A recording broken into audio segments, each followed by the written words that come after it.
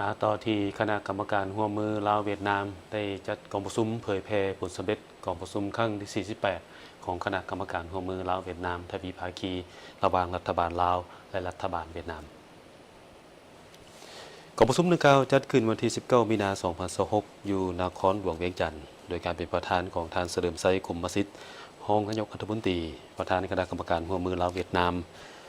ท่านนางพรวรรณอุทวงศ์รองรัฐมนตรีกระทรวงการเงินรองประธานผู้ประจำการคณะกรรมการร่วมมือลาวเวียดนามได้กล่าวว่าภายหลังกองประชุมครั้งที่ 48 ของคณะกรรมการร่วมมือทวีภาคีระหว่าง2รัฐบาลลาวและเวียดนามได้จัดขึ้นและสำเร็จอย่างจบงามในต้นเดือนธันวาคม 2025 คณะกรรมการร่วมมือลาวเวียดนามได้รายงานผลของประชุมต่อรัฐบาลและกรมการเมืองศูนย์กลางพรรคและก็ได้มีทิศชี้นำจากกันถึงโดยได้เน้นให้บรรดากระทรวงองค์การเทียบเท่านครหลวงเวียงจันทร์บรรดาแขวงและภาคส่วนที่เกี่ยวข้องคนขั้วเสื่อมซึมจัดตั้งเผยแพร่เนื่องในสัญญาว่าด้วยการร่วมมือทวีภาคีระยะปี 2026-2030 ขอตกลงว่าด้วยแผนการร่วมมือประจำปี 2026 และบทบันทึกของประชุมครั้งที่ 48 ของคณะกรรมการร่วมมือทวีภาคีระหว่างรัฐบาลลาวและเวียดนามที่ได้ลงนามครั้งวันที่ 3 ธันวาคม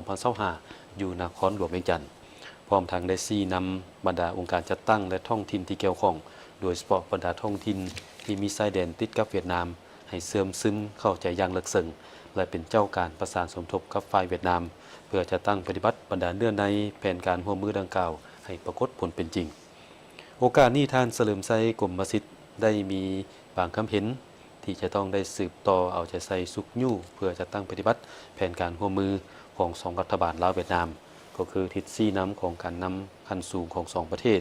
เพื่อให้บรรลุจุดประสงค์ระดับคาดหมายโดยให้สืบต่อสุกยู่สายพัวพันด้านการเมืองให้เข้าสู่ลงลึกและบรรลุประสิทธิผลสูงกว่าเก่ารักษากลไกการแลกเปลี่ยนและการพบปะขั้นสูงระหว่าง2พรรค2รัฐให้มีความเป็นปกติและมีประสิทธิผลเพิ่มทวีการแลกเปลี่ยนทฤษฎีและพฤติกรรมตัวจริงบรรดาข้อมูลข่าวสารแลกเปลี่ยนบทเรียนเกี่ยวกับเวียกงานก่อสร้างพรรคและก่อสร้างระบบการเมืองพร้อมกันนั้นก็ประสานสมทบกันพันขยายบรรดาข้อริเริ่มที่เป็นบาทเก้าบุคลุในการพัฒนาเศรษฐกิจสังคมสร้างเสถียรภาพด้านเศรษฐกิจมหาภาคการเชื่อมโยงสากลและบรรดาปัญหาใหม่ที่กองประชุมใหญ่ของ2พรรคบางออกให้สืบต่อเพิ่มทวีการร่วมมือและประสานสมทบอย่างแน่นแฟ้นเพื่อจะตั้งปฏิบัติอนุสัญญาและแผนการร่วมมือประจำปีระหว่าง2กระทรวงป้องกันประเทศและ2กระทรวงป้องกันความสงบให้มีประสิทธิผลประสานสมทบในการคุ้มครองและปกปักรักษาเส้นสายแดงให้มีสันติภาพเสถียรภาพและมิตรภาพสกัดกั้นและต้านปัญหาอาชญากรรมข้ามชาติและสิ่งท้าทายด้านความสงบรูปแบบใหม่เพื่อสร้างพื้นฐานอันหนักแน่นให้แก่สภาพแวดล้อมแห่งสันติภาพเสถียรภาพและการพัฒนาแบบยืนยงของแต่ละประเทศเกี่ยวกับการร่วมมือด้านเศรษฐกิจต้องสวมใส่สร้างบาทเก้าหันเปลี่ยนอย่างแข็งแรงมีลักษณะบุกทะลุยุทธศาสตร์ในการร่วมมือด้านเศรษฐกิจการค้าการลงทุนและการพัฒนาพื้นฐานโครงสร้างที่ในโครงเขตนี้กลายเป็นเสาค้ำหุ้นส่วนยุทธศาสตร์ให้สมกับระดับความสำคัญของสายพัวพันธุ์พิเศษลาวเวียดนาม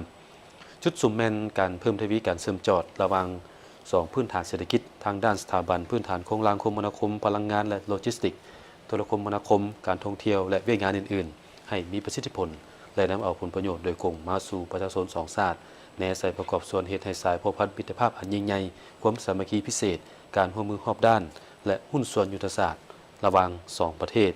ให้นับมือนับไต่ดอกออกผลมั่นคงขนมแกนและตลอดกาลนาน